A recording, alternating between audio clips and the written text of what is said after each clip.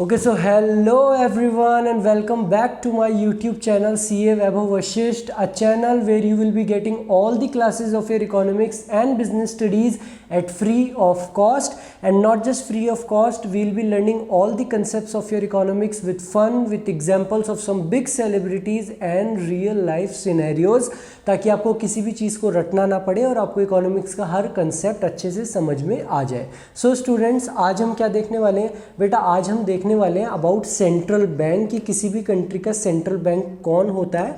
बेटा इस central bank के बारे में हमने थोड़ा सा ओवरव्यू पहले भी लिया था, लेकिन एक बार हम फिर से डिस्कस कर लेते हैं एक रिवीजन के लिए। और there may be some students who are coming first time to our class, तो उनके लिए भी हम एक बार फिर से डिस्कस कर लेते हैं। तो बेटा जैसे मैंने आपको पहले बताया था, ये सीरीज़ आपने देखी होगी, मनी हाइस्ट, नेटफ्लिक्स पे अवेलेबल है। हो सकता है कईयों ने देखी हो, किसी ने नहीं देखी हो। तो इस सीरीज़ में हुआ क्या था बेटा, ये प्रोफेसर है, ये प्रोफेसर की टीम थी बेटा। इन्होंने क्या किया, ये स्पेन के सेंट्रल बैंक में घुस गए थे। सर स्पेन के सेंट्रल बैंक में वहाँ घुस के इन्होंने क्या करा? तो बेटा वहाँ घुस के इन्होंने क्या करा, स्पेन के सेंट्रल बैंक में सारे गेट वगैरह बंद कर दिए और कुछ आदमियों को हॉस्टेज बना लिया बंदूकें लगा के, कि पुलिस अंदर नहीं आ पाए, पुलिस आर्मी कोई भी, कि है ना अगर तुम अंदर आए तो हम इसको मार देंगे। अब वो लोग सोच रहे कि यार ये अंदर कर क्या रहे हैं। तो बेटा वो अंदर क्या कर रहे थे, वो है ना सेंट्रल बैंक के अंदर नोट छापने का काम कर रहे थे। आपको मैंने पहले बताया कि हमारे नोट छापने का काम किसका है, सेंट्रल बैंक का। तो वो स्पेन की सेंट्रल बैंक में नोट छापते हैं और सारे नोट को, सब पैसों को लेके भाग जाते हैं और बहुत अमीर हो जाते हैं। तो बेटा जैसे वो मनी हाइस्ट में स्पेन की सेंट्रल बैंक में घुसे थे, मैं आपको बताऊं हर कंट्री की एक सेंट्रल बैंक होती है, और हमारे इंडिया की सेंट्रल बैंक कौन है?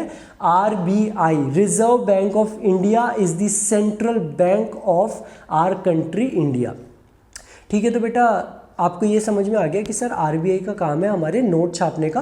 तो आप फटाफट से अपनी कॉपियाँ निकाल लो और सेंट्रल बैंक की डेफिनेशन लिख लो कि सेंट्रल बैंक क्या है।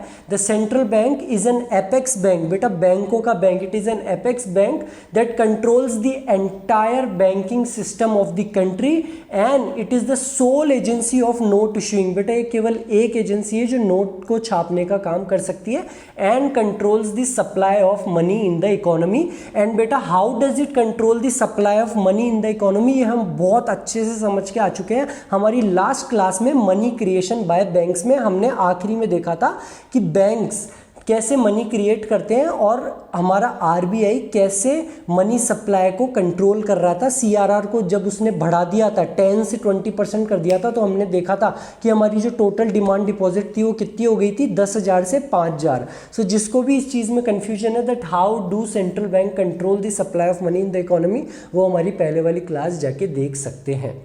सो स्टूडेंट्स, आज हम क्या देखेंगे, हम सेंट्रल बैंक के बारे में पढ़े और हम देखेंगे सेंट्रल बैंक्स के क्या क्या फंक्शंस है। तो बेटा ये कुछ सेंट्रल बैंक के फंक्शन है, bank of issuing notes, control of credit जो हम ऑलरेडी देख के आ चुके हैं, और कस्टडियन ऑफ फॉरेन एक्सचेंज। तो हम इन एक एक को अच्छे से डिटेल में समझने वाले हैं, अच्छे से समझने वाले हैं ताकि आपको रटना ना पड़े।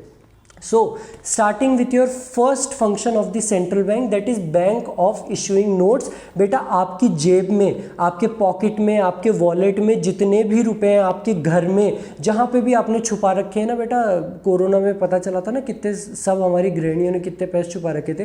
तो वो सारे नोट्स बेटा उनको छापने का काम किसका है? केवल और केवल हमारे सेंट्रल बैंक का।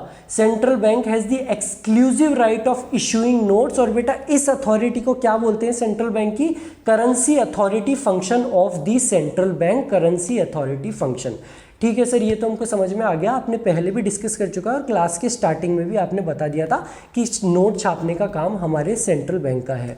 दूसरा function, the second function of our central bank is to control the credit, control the money supply in the economy. और ये कैसे करता है सेंट्रल बैंक, वो हम हमारी लास्ट क्लास में डिटेल में समझ के आ चुके हैं। हमने देखा था कि जब इन्फ्लेशन की कंडीशन थी, when the demand was more, much more than the supply, बेटा गुड्स की सप्लाई बहुत कम थी लेकिन लोगों के पास में पैसा इतना ज़्यादा था, जो डिमांड ज़्यादा थी, तो हमारी रिजर्व बैंक ने क्या किया था, CRR को बढ़ा दिया था। और जब उसने CRR को बढ़ाया तो the capacity to create money by banks was reduced and ultimately लोगों के पास में, लोगों के हाथ में कम पैसा था and the demand was reduced. In the same way अगर मार्केट में डिफ्लेशन की कंडीशन है तो सेंट्रल बैंक हमारा RBI क्या करेगा, CRR को कम कर देगा, when it will reduce the CRR the money supply in the economy will be increased and ultimately लोगों के हाथ में ज़्यादा पैसा होगा, so demand will increase. So principal function of the central bank is to control the supply of credit in the economy by regulating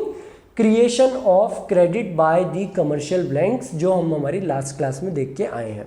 inflation में वो money supply को रिड्यूस कर देगा, डिफ्लेशन में इंक्रीज कर देगा.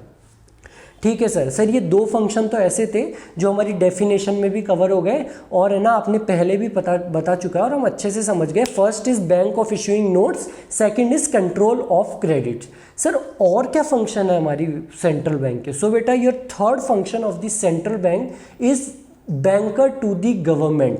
बेटा जो आपकी सेंट्रल बैंक है, हमारी RBI है, वो हमारी गवर्नमेंट के लिए एक तरीके से बैंकर भी है, एक एजेंट भी है और एक एडवाइज़र भी है. सर वो कैसे? बेटा हमारी जैसे आपके अकाउंट है तो आपके अकाउंट आपके गार्जियंस मैनेज करते हैं, वैसे ही आपका सेविंग्स अकाउंट, आपका करंट अकाउंट, जो भी आपका अकाउंट है बैंक में, वो कौन मैनेज करता है? आपके गार्जियंस, आपके पेरेंट्स. गवर्नमेंट के बेटा जो भी अकाउंट्स है ना वो मैनेज करता है हमारा RBI.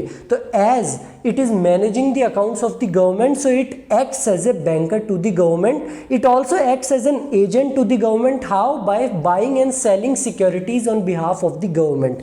अगर बेटा आप लोगों को सिक्योरिटीज, शेयर्स वगैरह खरीदने हैं तो आपको खुद को खरीदना पड़ेगा या फिर आप अपने गार्जियंस, अपने पेरेंट्स को बोलेंगे वो शेयर मार्केट से खरीदेंगे. लेकिन अगर गवर्नमेंट को सिक्योरिटीज खरीदनी है तो उसका वो काम कौन करता है? RBI. So it also acts as an agent to the government. And how does it act as an adviser?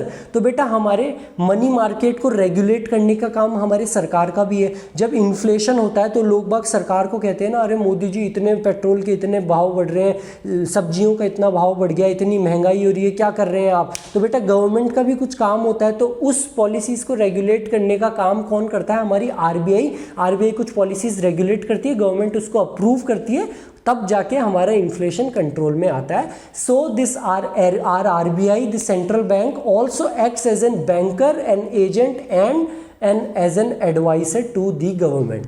ठीक है सर, ये हमारे 3 फंक्शन हो गए. और क्या फंक्शन है सर हमारी सेंट्रल बैंक जो RBI है उसका? सो बेटा your fourth function of the RBI is lender of last resort, हमारा आखिरी माई बाप. तो बेटा होता क्या है, अगर मान लो आपने किसी को पैसा दिया, आपका जो भी पॉकेट मनी था आपने किसी को दे दिया, अब आपका फ्रेंड दे ही नहीं पा रहा आपको, यार अगले महीने दे दूंगा, दूसरे महीने दे दूंगा, और आपको पैसों की सख्त ज़रूरत है, आपको घूमने जाना है किसी के साथ, तो आप क्या करते हो बेटा? आपका जो लास्ट रिजॉर्ट होता है कि आपने मम्मी पापा के पास ही जाते हो कि पापा प्लीज़ थोड़े से पैसे चाहिए, अभी कुछ गड़बड़ हो गई इसलिए पैसे चाहिए. तो आपका लास्ट रिजॉर्ट कौन है? आपका आखिरी माई बाप, आपके मम्मी पापा. वैसे ही बेटा जब मान लो ऐसी कंडीशन हो जाती है, जैसे ये विजय माल्या है, विजय माल्या आप सबको पता है हमारे इंडिया का पैसा लेके बाहर भाग गया था, बहुत सारा नुकसान लगा गया. तो अब लोग बाग आए उन बैंक के पास कि अरे हमको हमारा पैसा चाहिए, हमको निकलवाना है, हमको शादी करनी है, हमको ये करना है, वो करना है. तो बैंकों का जो लास्ट रिजॉर्ट है, जैसे आपका लास्ट रिजॉर्ट आपके माई बाप थे, वैसे ही बैंकों का जो लास्ट रिजॉर्ट है वो है RBI. बैंक जाते हैं RBI के पास कि हमारे ये दिक्कत हो रही है, हमको इमरजेंसी में पैसे चाहिए, प्लीज़ हमको पैसे दे दीजिए. तो RBI बैंकों को लोन दे देता है. So if commercial banks fail to get from anywhere, it approaches the central bank as a last resort. Central bank यानी कि RBI ensures that the banking system of the country does not suffer any setback by कैसे? By offering them loan, कि ये लो loan. और ये कब होता है बेटा? इमरजेंसी की सिचुएशन में, जैसे विजय माल्या भाग गया और एक और वो कौन था, डायमंड का, सूरत का डायमंड किंग, वो भाग गया. तो ऐसी सिचुएशंस में हमारा बैंक्स का जो लास्ट रिजॉर्ट होता है वो कौन होता है? हमारा RBI. ठीक है सर, हमको ये फंक्शन भी समझ में आ गया. सर हमको समझ में आ गया कि बैंक का काम है issuing notes, bank of issuing notes, और कंट्रोल ऑफ क्रेडिट. तीसरा था सर हमारा banker to the government, advisor है, एजेंट है. और उसके बाद में ये fourth lender of last resort. ये भी सर हमको ध्यान रहेगा कि जैसे हमारे आखिरी माई बाप हमारे मदर फादर है, वैसे उनका लास्ट रिजॉर्ट है, बैंक्स का लास्ट रिजॉर्ट है हमारा कमर्शियल बैंक. और क्या फंक्शन है?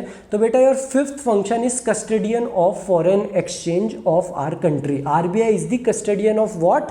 Are foreign exchange reserve. Sir वो कैसे? तो बेटा मैं आज आपको बताऊं तो $1 80 रुपये के बराबर है आज के टाइम पे, लगभग 80 रुपये, 79 पॉइंट समथिंग, लगभग 80 रुपये के बराबर है हमारा $1। बेटा अगर आरबीआई नहीं हो ना तो हो सकता है ये 100 रुपये के बराबर हो जाए। अभी आपने देखा होगा जब यूक्रेन और रशिया के बीच में वॉर चल रहा था तो रशिया की जो करेंसी की वैल्यू थी वो बहुत जल्दी गिर गई थी। मार्केट्स ने कुछ ऐसा करा था इंटरनेशनल मार्केट में कि उसकी करेंसी की वैल्यू गिर गई थी। हमारी करेंसी की वैल्यू इतनी ना गिर जाए कि $1 100 रुपये 150 रुपये का हो जाए, उसके लिए क्या हमारी मदद करता है आरबीआई। वो कैसे करता है बेटा हमारी मदद? मैनेज फ्लोटिंग से। और मैनेज फ्लोटिंग में वो क्या करता है बेटा, फॉरेन एक्सचेंज है, बाहर की करेंसीज है, उनको खरीद बेचने का काम करता है ताकि हमारी डोमेस्टिक करेंसी की जो रेट है वो स्टेबल रहे, 80 रुपये 81 रुपये एक स्टेबल रहे वो। सो central bank is the custodian of Nations foreign exchange reserves. How does it exercises? It exercises managed floating. And what is managed floating? It refers to the sale and purchase of foreign exchange with a view to achieving stability of exchange rate for the domestic currency. $1 80 रुपये के बराबर ये एक stable रहे rate. ठीक है sir, ये आपका 5th या 6th फंक्शन भी कवर हो गया। And the next function of our central bank RBI is bankers bank and supervisor. Sir bankers bank इसका मतलब क्या हुआ? तो बेटा हमारे जो बैंक है, आपका अकाउंट होगा HDFC में, ICICI में, बैंक ऑफ बड़ौदा में, ये आपका बैंक है। हाँ सर ये हमारा बैंक है। बेटा बैंकों का भी बैंक, यानी कि हमारा जो बैंक है HDFC वगैरह इसका भी बैंक। तो ये जो रिश्ता है ना RBI और बैंकों के बीच में, ये क्या कहलाता है? ये बेटा वही रिश्ता कहलाता है जो आपका और बैंकों के बीच में है। यानी कि हमारी बैंक का भी बैंक कौन है? RBI। वो कैसे है बेटा? जब आपको पैसे की ज़रूरत होती है तो आप किसके पास जाते हो? बैंक के पास लोन लेने के लिए। जब आपके पास में एक्स्ट्रा पैसा होता है तो आप किसके पास जाते हो? बैंक के पास डिपॉजिट करने के लिए। इन द सेम वे जब हमारे बैंक्स को पैसों की ज़रूरत होती है तो वो किसके पास में जाते हैं? RBI के पास। जब उनके पास में एक्स्ट्रा पैसा होता है तो वो किसके पास जाते हैं डिपॉजिट कराने? RBI के पास।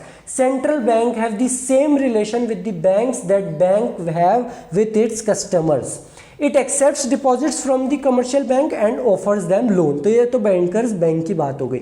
सुपरवाइजर कैसे है? तो बेटा सुपरवाइज का मतलब होता है उन पे निगरानी रखना, उनको एक सुपरवाइज करना, जैसे एक फैक्ट्री में होता है ना सुपरवाइजर। तो हमारा RBI इन बैंक्स को सुपरवाइज भी करता है। वो उनको कुछ डायरेक्शंस देता है, हर महीने के महीने, हर दिनों के दिन उनको एक सर्कुलर भेज देता है कि ऐसे ऐसे काम होना चाहिए, मैं CRR और ये SLR इतनी कर रहा हूँ, तुम्हारे पास में इतना होना चाहिए, नहीं तो पेनल्टीज लगा दूंगा। It also supervises banks to follow its directives particularly relating to CRR SLR। हमने हमारी लास्ट क्लास में भी देखा था कि CRR SLR बैंक्स कैसे कम ज़्यादा, हमारा RBI कैसे कम ज़्यादा करता है। सो बेटा ये थी आपकी क्लास। आज हमारे फंक्शंस ऑफ सेंट्रल बैंक यानी कि इंडिया का सेंट्रल बैंक RBI के ऊपर हमने क्या क्या फंक्शंस देखे बेटा।